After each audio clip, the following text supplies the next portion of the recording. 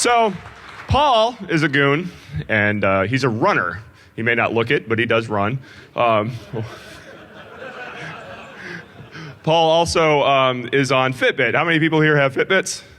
They're little crack devices, right? You look at it like, oh, I don't have enough steps, or my friend has too many steps, or whatever. So Paul was training for a marathon, and so when you have like the Weekend Warrior Challenge, and you challenge all your friends because you're like a jackass, and you know you're training for a marathon, the rest of us are just mortals, they get a little cranky because, like, you know, Paul suddenly has 40,000 steps or 100,000 steps or whatever. Everyone else has like 20,000. So Paul's marathon is coming up. Or this is in the past. Imagine I'm telling the story in the past. I've had like half a cup of coffee from my hotel room, so I'm pretty cranky. So Paul's getting ready to run his marathon, and my wife and Noise are constantly in challenges for, what, you want me to use a proper name? No, just saying. And yeah, exactly. It's a logical reference, not an absolute. So anyway, so Paul's getting ready, and they decide, like, man, they are sick of losing. What? Bye. Oh, no. I love you, dear. Paul's getting ready to run the marathon, and Noise and Heidi decide, like, screw this guy. He's not going to win the Fitbit the weekend that he runs his marathon, because he's been training for months. So out of spite, they're like, fuck this guy. So they decide they're going to walk a marathon and then some so that they can beat Paul, but they're going to do it like all stealthy. So Noise flies all the way across the country to Maryland. They turn off Bluetooth syncing on their phone so no one gets wise to it, and they go out on a 30-mile walk, and then like a grand reveal at the end of the day, after he's run his marathon, they're like, fuck you, Paul. So now the cute thing was, this is true. Every bit of this is true. So, and the part about fucking with me at the end of the day, I was like, eat that. And then all of a sudden it's, you know, I had like so a marathon is about 55,000 steps with all the other stuff. I had 65,000 steps, and all of a sudden, boom. So we made them badges for their non-a-thon that they ran, and we felt bad that we didn't make one for Paul. So Paul, here's your non-a-thon 2015 Spiteful badge.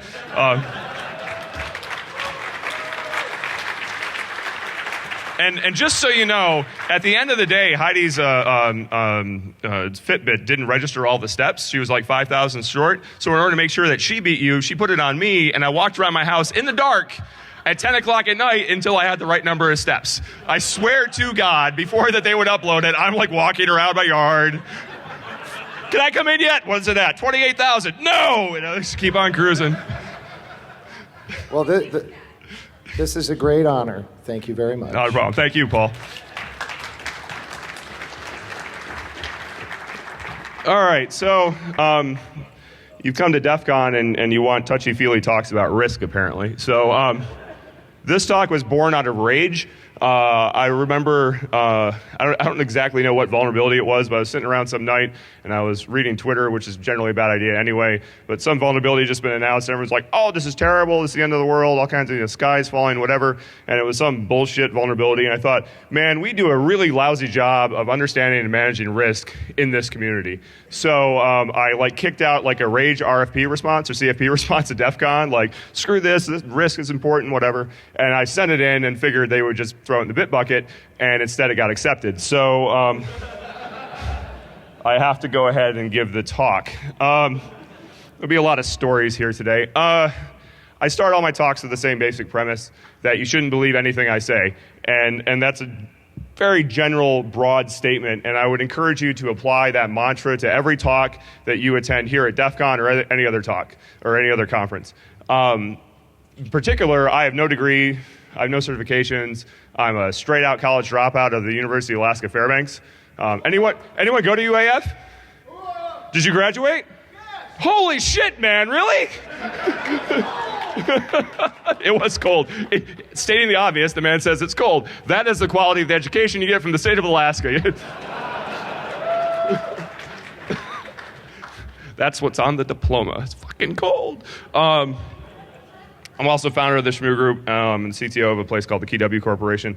The thing that gets me, I've been coming to DEF CON since DEF CON 7, And I've been speaking since like DEF CON 8, which would tell you, the really frustrating thing is it's very easy to convince people that you know something, but it's very hard to actually know the thing, right?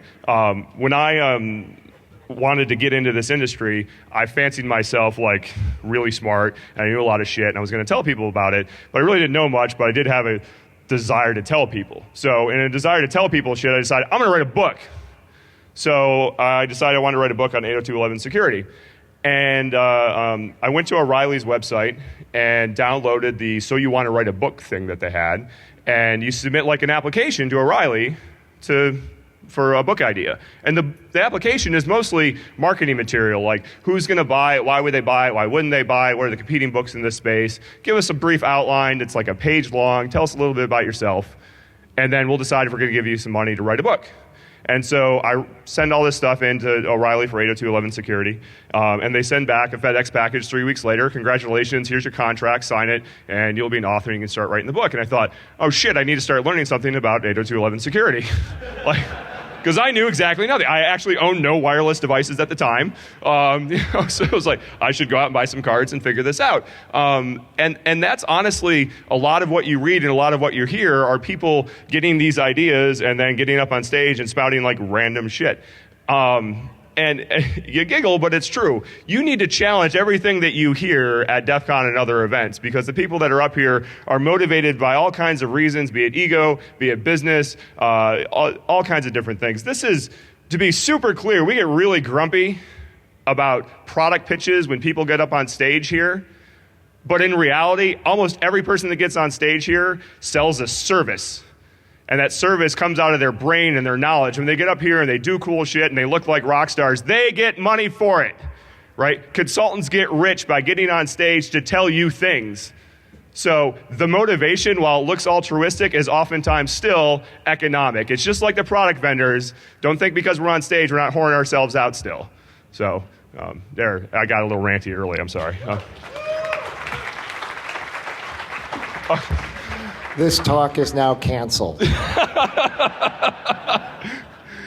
So I'm just killing time before questions.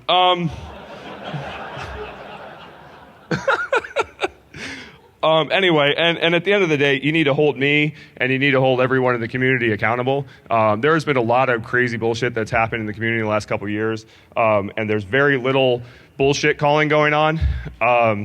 So my wife runs ShmooCon. I help her out with it. It's a conference in DC. Has anyone been to ShmooCon before? So it's a small-ish con, like 2,000 people. We sell out in like 20 some odd seconds. So we're unfortunate. Yeah, you just hit F5 until you get a ticket. It's annoyingly popular, is what I like to call it.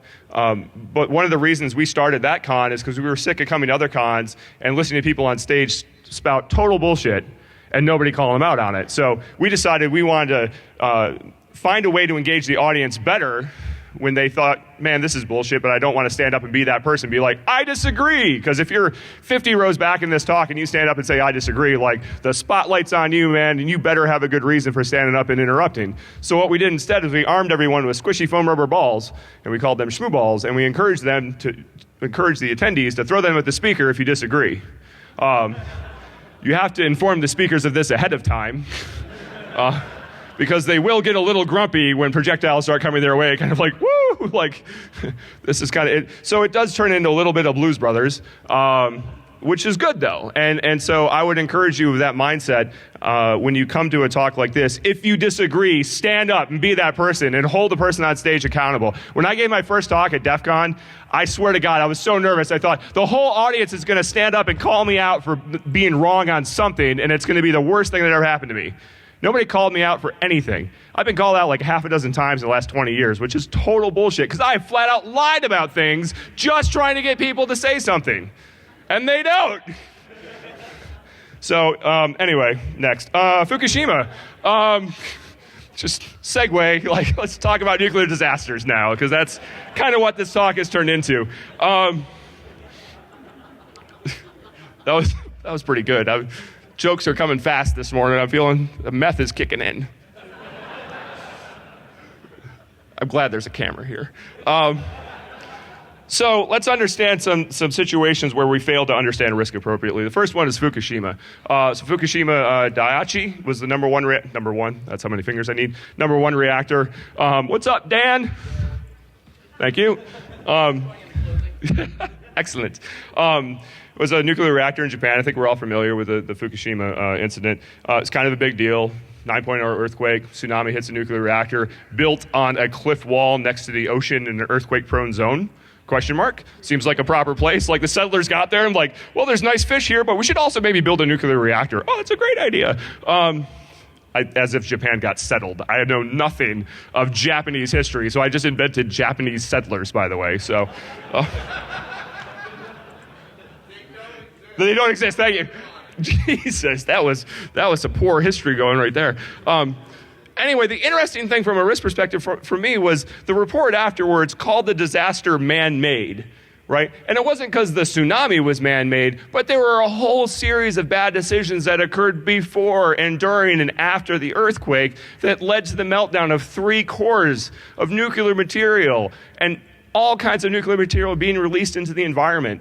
Right? It was not because of the tsunami, it was because they didn't prepare, they didn't build it up to spec, they didn't have processes and procedures in place, and then when the incident happened, they continued to make bad decisions, mostly in the I think everything is okay mode, right? Like, I know that we released some steam that had radioactive material in it, but we could have released a lot more, so you should be happy, you know? Like, smiling happy, the Domocon's running around. How do you think they got Domocon? Not many people. Anyway. All right, next. So the Deepwater Horizon, another horrific incident that occurred. 11 people lost their lives. In 2009, Deepwater Horizon drilled the deepest well in history. 4,000 feet under the sea, they started drilling and went for another 7 miles until apparently they got to oil. I thought that's as big as the planet was. They would have got to China, but I was wrong. Again, really poor understanding of geography and history. But in 2010, the goddamn thing blew up, right? Killed 11 people, worst oil spill in the history of mankind. And again, this was largely their own doing. The reports and the judge that was involved found that there was a disregard for known risks. There was, just wanton, ridiculousness that was occurring. I don't think the judge used wanton ridiculousness, but that's my own trademark phrase. There were leaks. There was safety testing that wasn't done. They were way beyond the realm of reality when it came to drilling this well and knowing that they wouldn't be able to cap it if anything went sideways in the bottom of the ocean. And it took months to clean up. And the whole time, BP's saying I think 65,000 gallons are coming out a day. And everyone else, it's on the order of 1 million gallons of oil a day are coming out. We're 2 orders of magnitude away from each other. BP's no, it's not that much. The oil slicks you see in the Gulf today, coincidental.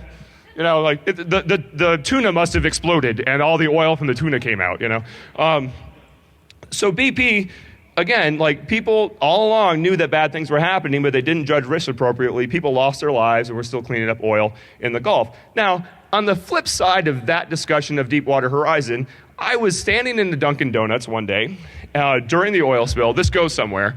And there's these kids in front of me buying, they're 8 years old, and they're buying Turbo Hots, right? So a Turbo Hot is a cup of coffee with espresso in it, which is something an 8-year-old probably doesn't need. I'm just going to go out on a limb and say no.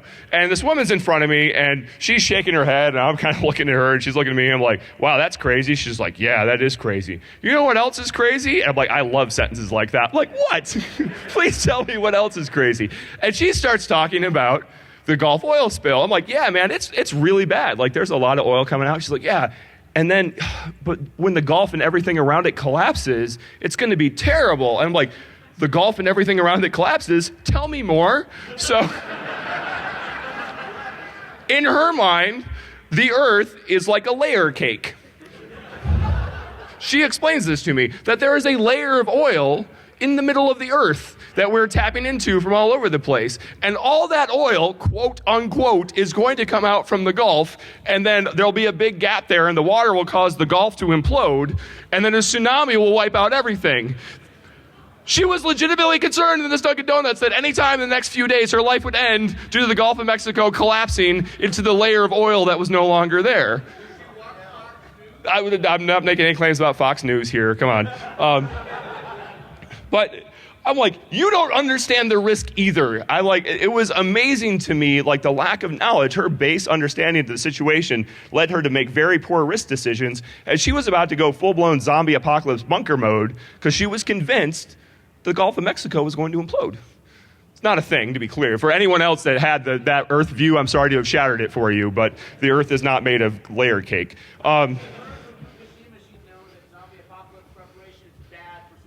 Oh my God, I'm not even repeating you, man. Normally you repeat the question, but that was just dumb.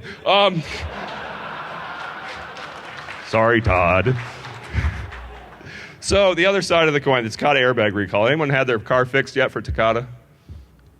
Handful of folks. Let's look at this. So Takata knew about the defects in their airbags in 2004, and they tried to cover it up. There is documented evidence that they were doing tests after hours to try to figure out how bad this was, so that it wasn't on the books, so that if they wouldn't force a recall, they wouldn't have to spend all this money to rebuild all these new airbags and all that kind of stuff. 34 million cars ultimately affected by this recall, and that number continues to grow. Am I being transcribed in real time for DEF CON? Wow, that's cool, and I apologize for the actual F-bombs that show up in words. Is there indiscernible parts? Wow. I will try to speak with more enunciation and discernibility. I'm going to watch myself over there now. You can all go, because I am enamored with that technology right there. La, la, la. Let's see it.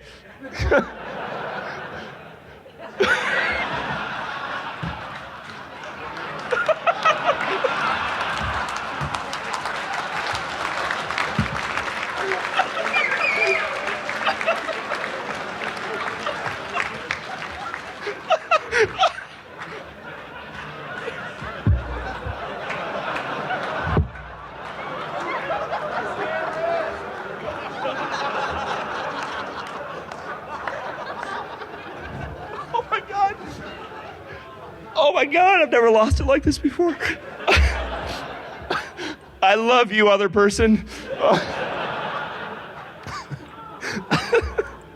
This is why you wake up at 10 o'clock to go to talk at DEF CON, to be super clear. All right, so, woo, math. The math behind the Takata recall. So this is based in, get serious, Jesus Christ.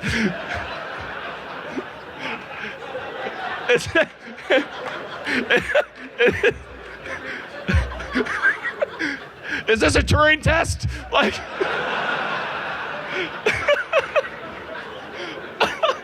Holy shit.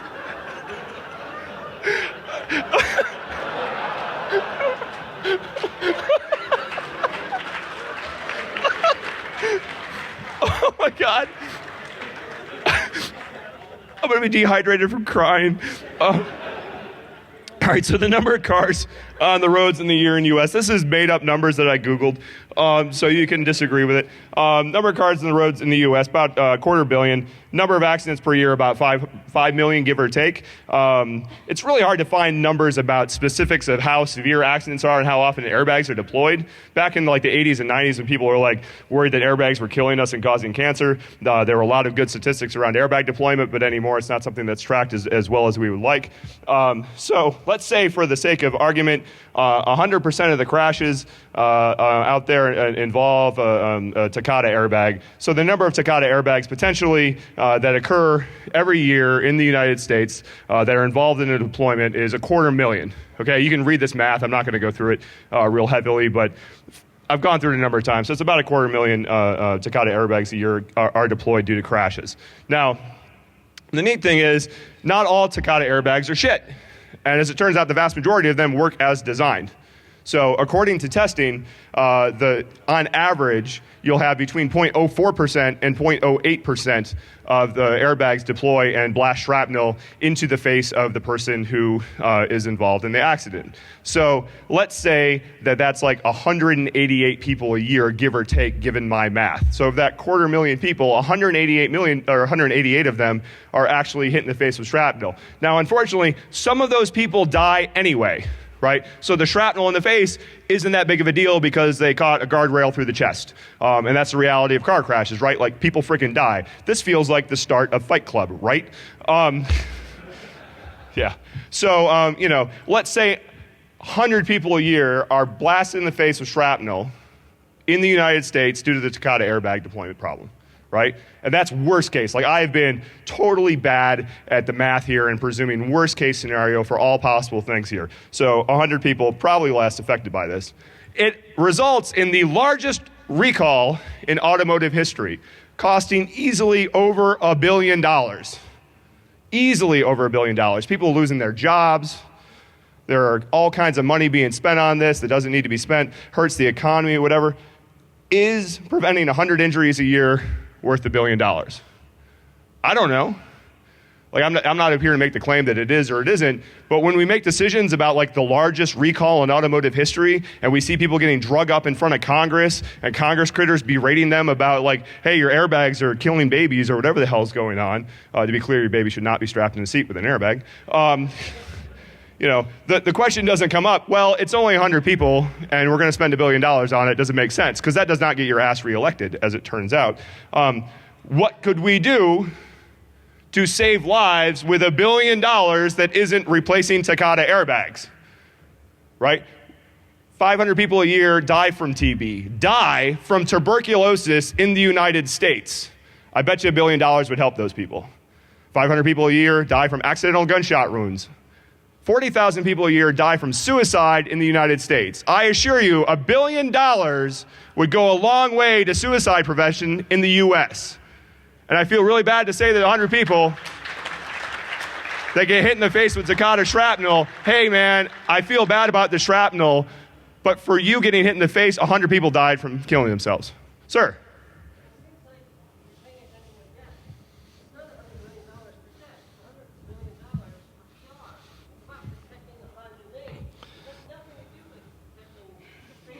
Well, certainly. So the comment is it's about brand protection for Honda and other organizations that have been affected by this. Because no car company wants to come out and say, nah, not important. Like, General Motors is not going to stand up and like, I know you guys are doing something about this. We're just choosing not to, right? Because people are going to be like, I am not buying a GM, right? And so everybody else is doing it. All the brands have to do it. So it is absolutely about brand protection. It is not about what we think it's about, which is saving lives and stopping people from getting hurt.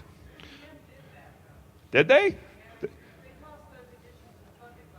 Well, that was the ignitions. That was a different problem. That was people with too heavy keys. But anyway, so I've been running around here giggling at the transcriber. I should probably talk about risk in some meaningful way. So, really, what the hell is risk? So the question, we use the term a lot, but it's really hard to wrap your head around, like, what specifically is a risk?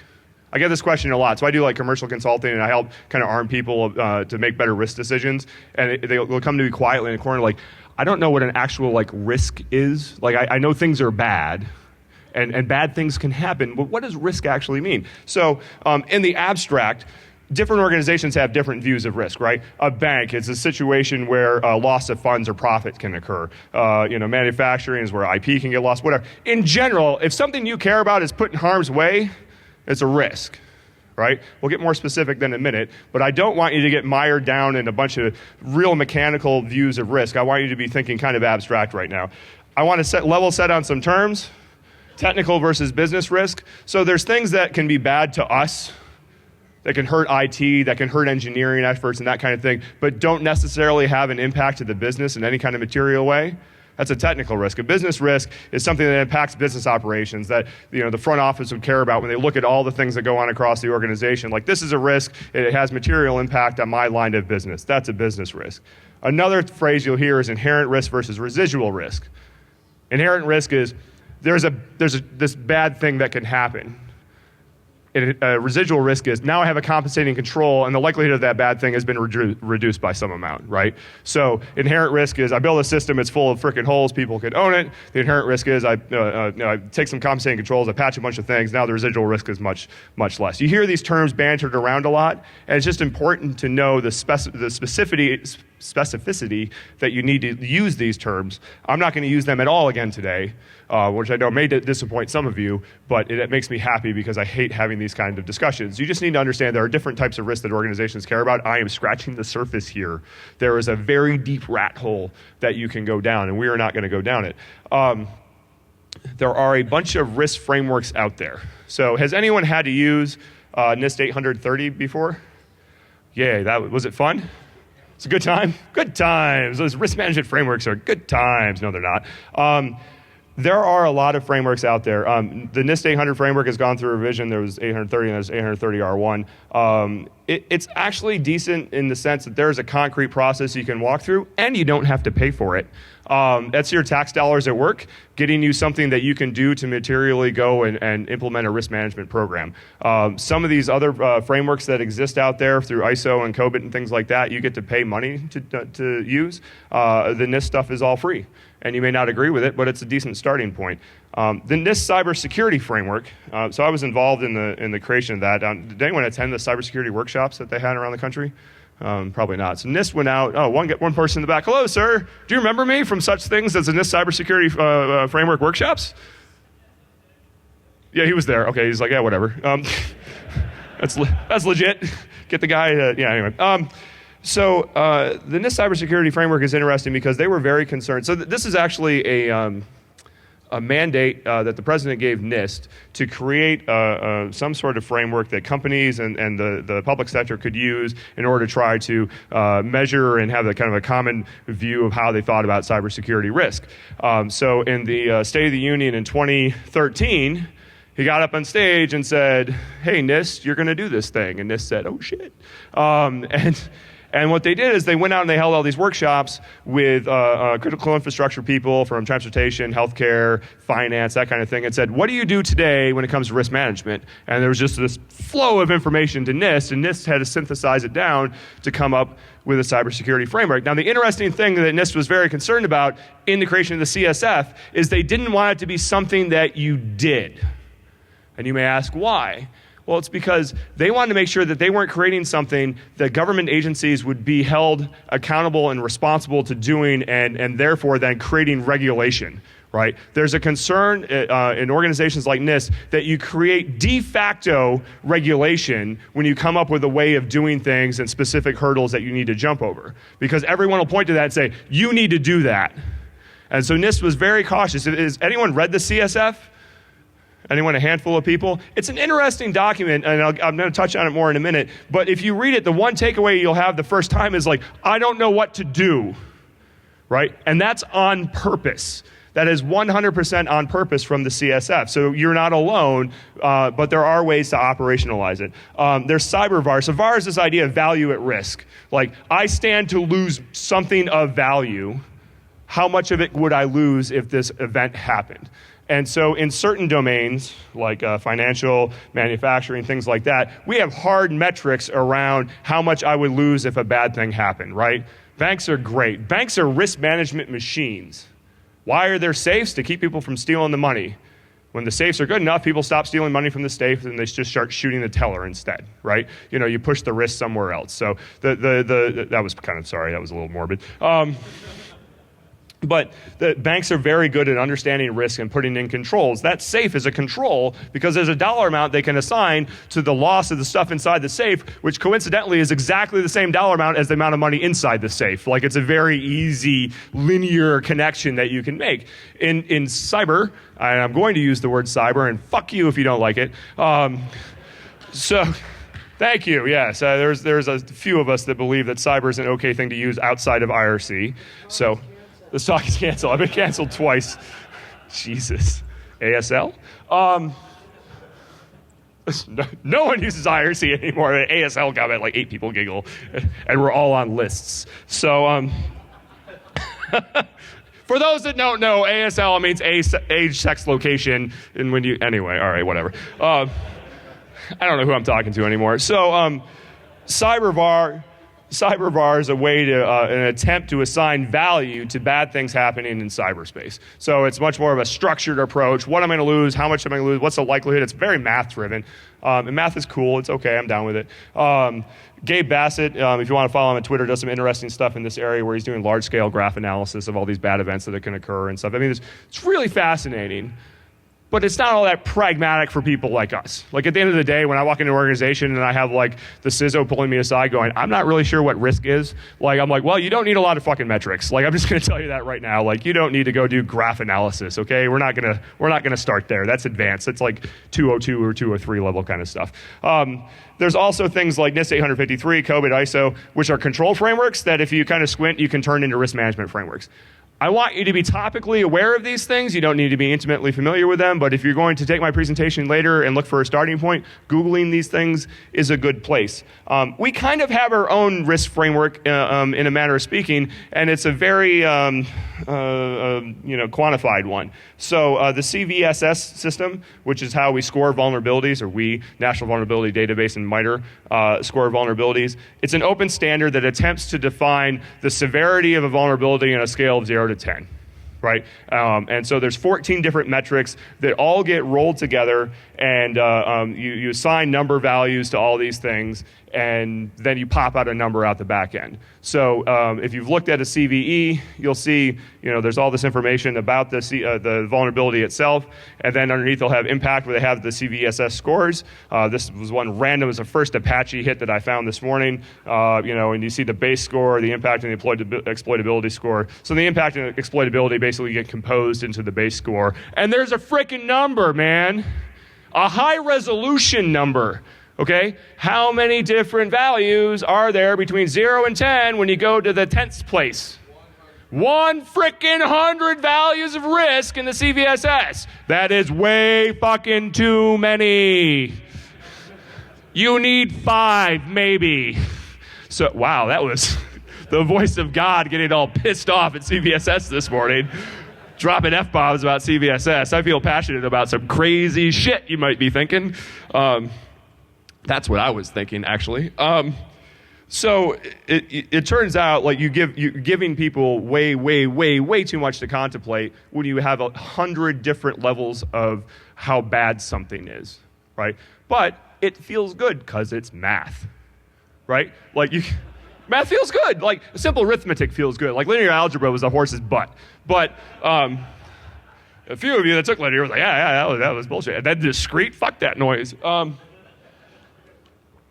And the liberal arts majors are like, what's math? I'm a college dropout. I can say these things. Okay. So in the CVSS, there's also the CWSS. So just replace the V with a W, and it turns out it's actually a little more interesting. CVSS is all about specific concrete vulnerabilities. Like you have to have a vulnerability in order to assign it a score. In this one with weakness, you can just have like the concept of a vulnerability, a weakness. Like this thing may happen, it may be there, and if it was there, how bad would it be? And so the CWSS is a little bit more abstract. Still gives you a number, still a little high on the resolution of that number, but it's, I think, a very interesting way of trying to think about bad things that might happen. Because vulnerabilities are bad things that are pretty much going on, right? So let's talk about vulnerability disclosure for a few seconds, because I feel like it. So I feel pretty passionately about the release of information regarding vulnerabilities and weaknesses. And when I say that, I mean, I think that the release of that information should benefit the end user as much as humanly possible. And disclosing that information to third parties like security product vendors usually just makes the security product vendors richer and doesn't necessarily make the end user safer, okay? And in particular, there's been some very interesting studies that say ODAs that are being exploited by a limited number of people or potentially no one up until the point of disclosure have a very small blast radius of people they harm. Once the vulnerability is disclosed and the patch is out, people that write the bad stuff can very quickly weaponize that and put it out there and start doing bad things to everyone all at once. So the disclosure of the vulnerability is usually the tipping point in which bad things happen due to that vulnerability. So, I don't even know. Like, I was ramping up and I fell right off. It was like that drone. It just went pow right at the bottom there. Damn it. At the end of the day, I get really cranky about the third-party exploit sales that go on in this industry, like really, really, really cranky. Makes me grumpy, because it doesn't do anything to protect the end user, right? And so when we think about vulnerability in this day and age, when you're looking at a CVE, that CVE means bad things are happening right now due to that thing. CWSS and the whole system that MITRE has around weaknesses is us thinking proactively about bad things that might happen in the future, which is way more interesting and useful, right? Because if my leg's already been sawed off, like there's not much I can do to reattach it, but if the other leg is about to be cut off, I can probably like stop the zombie with a shotgun or something. So zombies wield chainsaws in my dreams. So just to be super clear about that psychosis. Okay, so we've talked a lot about it. Why is risk important to hackers? That was a ton of acronyms, and I apologize. I felt important that you get exposure to it. It turns out in our community, when we measure risk inappropriately, on either side, like I am on the Deepwater Horizon going, everything's okay, or I'm in Dunkin' Donuts saying the world is going to collapse because all the oil is leaking out, both of those things make you look bad, right? To be clear, and in our world, when the latest vulnerability is released, and we write blog posts and things that say the sky is falling when it's really not, or we say, oh no, everything's cool, you know, ISIS is just a bunch of JV basketball players. Oops, no, they're not. It turns out they've got their own country now. You know, these are things that the people that say them don't look good because of them, and bad things can happen as a result of mishandling risk. So it's time. Really? I have 10 minutes? Holy balls! Gotta go. Time to simplify. So all these frameworks that are out there, I think, are interesting, but there's still no answer to the question, what specifically is a risk? And so when I think of risk and I think of threat, I can have 15. You just didn't have an extra 5 fingers to show me? I got 2. You got 3. We're close. We have I think, 13 minutes left now. So when I think of these things, I like to have kind of a concrete syntax in which to think about risk and threat. This is of my own doing, okay? When you Google this, you will find me, and that's pretty much it. So if you disagree with this, feel free to throw some stones. But I've used these models before in the past, and they've worked very well for me when I've worked with my clients and worked on different projects. So I would like to encourage you to think about using them. So the risk syntax is there's a likelihood that some cause will result in impact. And I'll get into this in a little bit more specific here in a second. The threat is actor does action to asset for outcome because motivation. We'll get into all this in just a minute, so just buckle up, it's okay. And a vulnerability is really just a weakness that can be exploited. I'm going to walk through a concrete example of this so you can see. So when someone asks you, what do you think a risk is, you may not like this, but you can at least point to it and say, this is what a risk is. So here's a risk. It is highly likely that an attacker will gain access to our database server, leading to loss of all personal information in the database and heavily damaging our brand. So looking at the syntax that I proposed, here's the likelihood, right? It is highly likely. It even has a word likely in it. That is the likelihood. Here is the cause. An attacker will gain access to our database server. And then here is the impact. We will lose our shit, right? I like this is kind of fancy, the colors in the background and everything. I thought it was very nice. Visually, it popped for me. So hopefully you all enjoyed it. That was like the big poof of my entire presentation. Threat, the same deal. We have actors.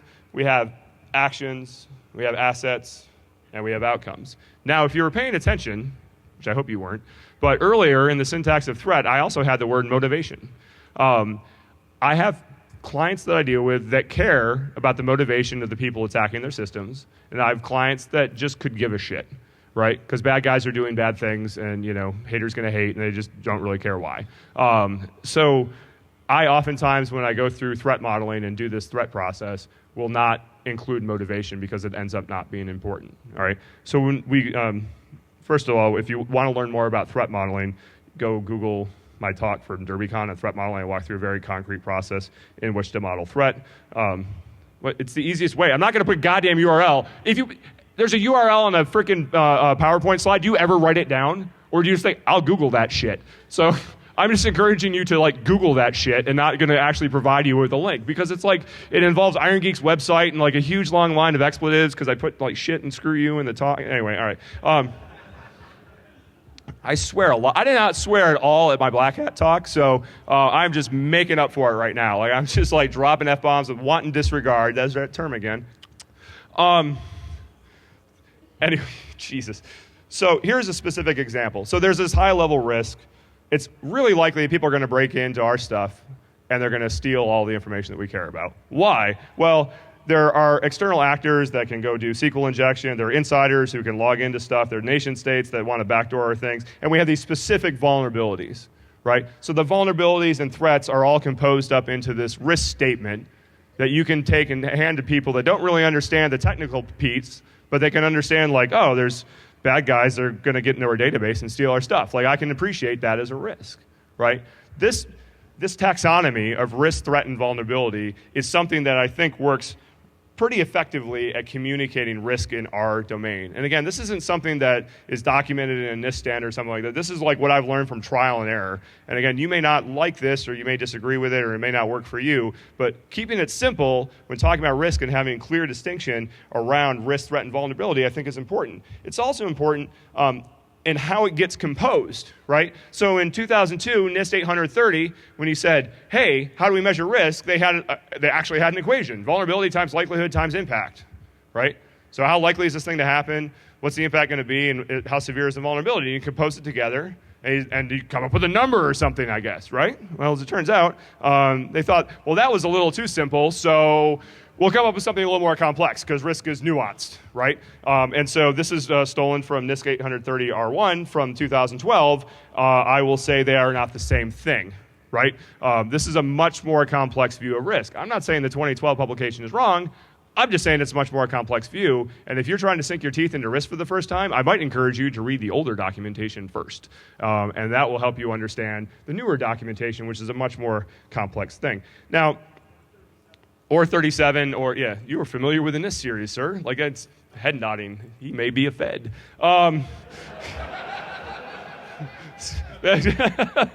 He does have, oh, you're black badging it, though. Is that a black badge, sir? No? The old human. Why is it black? They had black human badges one year? This year they had black human badges? Jesus Christ, man, tell me what's happening. Cats and dogs living together. All right. So the NIST scale, I think, is interesting as far as looking at likelihood. They have 5. Like I said, you only need 5 numbers. You don't need 100, right? Almost certain, highly likely, somewhat likely. These are like relatively subjective, but risk is freaking subjective, so just pick 5. I think what's very interesting is one of the guys I work with had this model, and he said, I only need 3. And specifically, high likelihood is it's happening to us already, or happening to companies that look like us in our vertical. Medium is it's happening to companies in other verticals, but not happening near us. And low is it's just not freaking happening, man.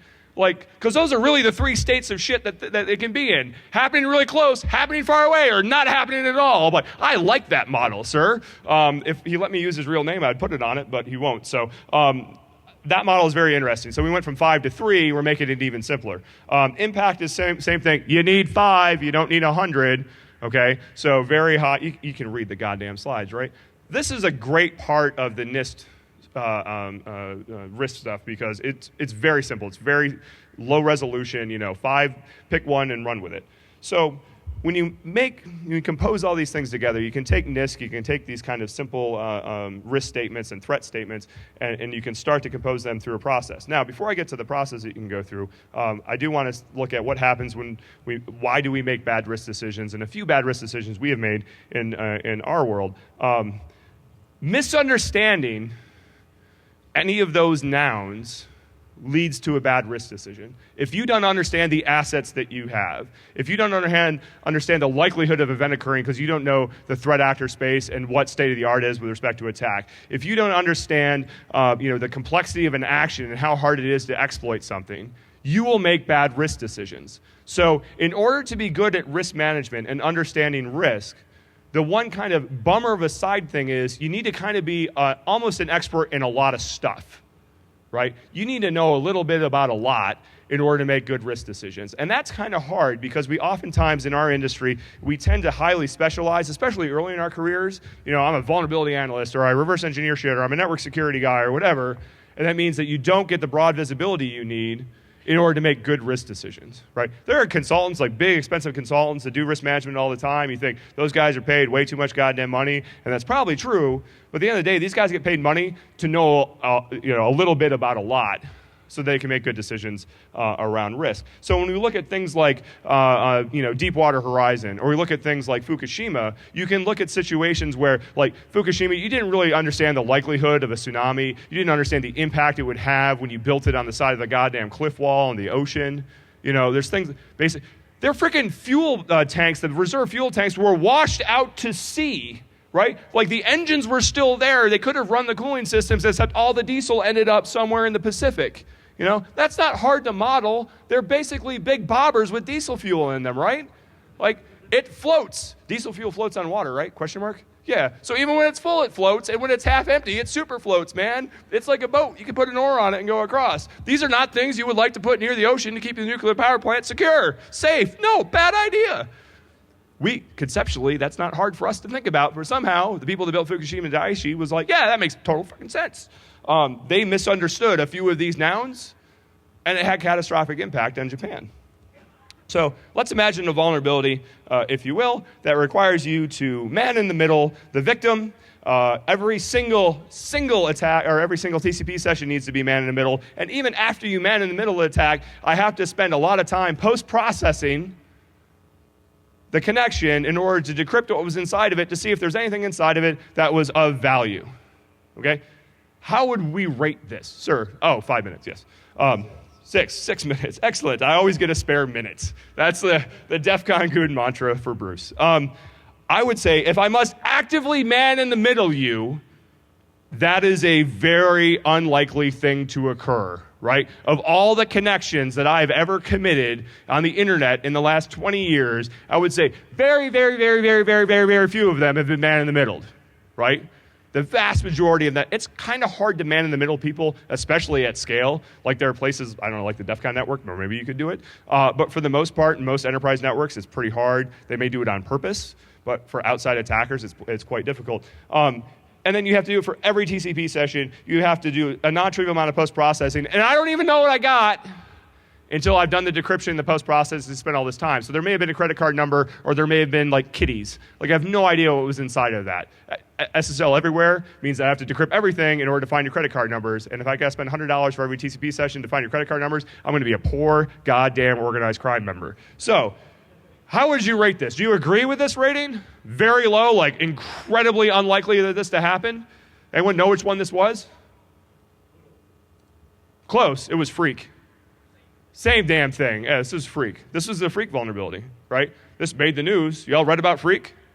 Actively man in the middle and spend money to decrypt it, but oh my God, export crypto is bad. So we scored it at CVS as a medium, as a 4.3, somewhere decidedly in the middle, right? Anyone ever executed a Freak attack? Anyone been compromised by a Freak attack? Excellent. Why the fuck do we care, right? Serious, like, I think this is actually the one that caused me to like have the aneurysm and submit this talk. Like, this is total bullshit, right? We care a lot about SSL. Sir. I agree with you. Recognize that what can happen is that if you work on this and develop it further, and maybe it won't cost as much the post-process. Now, the man in the middle, you're absolutely right, but that might be why. So yeah, there are situations where in the future maybe it'd be different. It's not different now, therefore I don't care. Look, I mean, we can argue, again, like when it's a 43, you can argue it should be a 42, should be a 41, should be a 45. When it's high, medium, low, very low, whatever, I can certainly like say, like, we can all disagree this is like low to very low. Okay, cool, sweet. It doesn't even make the cut, doesn't hit my Nessus scans. Fuck that. No. So let's talk about PCI for a second. And so this is the other thing. There's a huge amount of requirement for PCI levied upon organizations to be PCI compliant, right? PCI is all about managing risk with credit cards, right? Well, hey, whoa. So, as it turns out, Heartland, Target, Home Depot, totally PCI compliant. They must not have got owned because they were managing risk appropriately. No, they were checking boxes appropriately. Someone else had measured risk years ago and said, PCI, this looks like something that we should do to protect credit cards. There wasn't a lot of fraud at the time that we developed PCI. We didn't really have a lot of art. And so they developed a checklist that people had to stick through hell and high water. God damn it, you got to have the right key size. Because we don't want nation states compromising your credit cards. Like, go crack me a 1024-bit key. Like, bring it on, I'll wait. Right, so anyway, but we get inundated with PCI violations all the fucking time, right? You have weak key sizes. No, I don't really for the stuff that I care about. 1024 is fine. Like, oh my God, drives me nuts. People will actually complain. So for the ShmooCon website, we have people send us like, oh, here's the PCI checklist, and I'm going to report you to the PCI Council. First of all, when you report people to the PCI Council, you know what happens? Nothing. Like, not a goddamn thing. Secondarily, show me the threat actor. Show me the actual risk for me not having a strong enough key size to clear, I don't know, like 500 credit card transactions a year. It doesn't exist. Fuck you. So, wow. All right, so it's like time to wrap up. So, I have a day job, or I did. I may be applying for a new one, so. So what? So let's real quick operationalize it.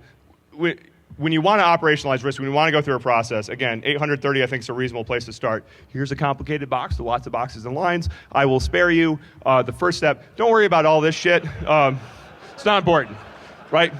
So I'm simplifying your risk management program right now, okay? Just do step 2 and throw the horns. How are you doing? Fine! Identify threat sources and events. Pick a threat modeling process. Use mine, use ShowStacks from Microsoft, use something, but use a structured process to try to get coverage of the threat landscape. There's one thing I haven't talked about, and I feel kind of bad, but it's important to not use your own personal bias to think about what's bad, right? You need coverage of the landscape in order to understand what's actually bad and not what your own bias is because you got owned or some other company got owned in some way in the past. Formal processes, like what ShowStack has published, give you coverage of the threat landscape and allow you to appropriately threat model outside of your own body of knowledge. That is very important so that your system isn't protected about only the things that you care about, but the things that are real, okay? The same comes when you're going through and identifying vulnerabilities. There are formalized processes to perform architectural assessments, code review, pen testing, all that kind of stuff that get you the coverage. That's what annoys the shit out of me about pen testing, right? There's not a lot of coverage. I found holes and I got in and I'm a fucking rock star, but all I did was some theatrics about getting in and it doesn't help you understand the breadth of the risk in your organization. Sorry to break it to you, but you need to do more than pen testing to identify vulnerabilities. And then finally, use some common sense to determine how to address it. How likely it is to occur, what's the state of the art of the attack space, and then go figure out how bad it would be, and then determine the risk associated with it. This is common sense in a bunch of boxes from NIST. And it turns out this is what most organizations need to do to manage risk appropriately. That's freaking it.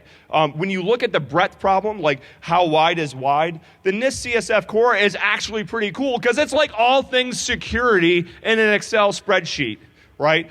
Identify, protect, detect, respond, and recover. And they got little subdomains underneath it. That's like what we do. Your job fits into that bucket somewhere. That's the coverage that you need to have when you think about risk. So I know I'm out of time, so I'm going to, do I have time for questions or one? No time for, yes, I did no time for questions. In general, you need to, wow, I got 1 minute left, so I'm going to wrap it up. No, it does not mean one. All right. So in general, I do want to encourage you. This has been a little ranty, and I apologize. But I get fired up about things like this because when I see us as a community making bad decisions, when the roadmap of success is super clear to me, like people have gone down this road. We don't need to reinvent it. Go please leverage previous processes, leverage prior art, and make better things happen. Don't be part of the problem. Be part of the solution. Okay, that's it. Got to go. Bye.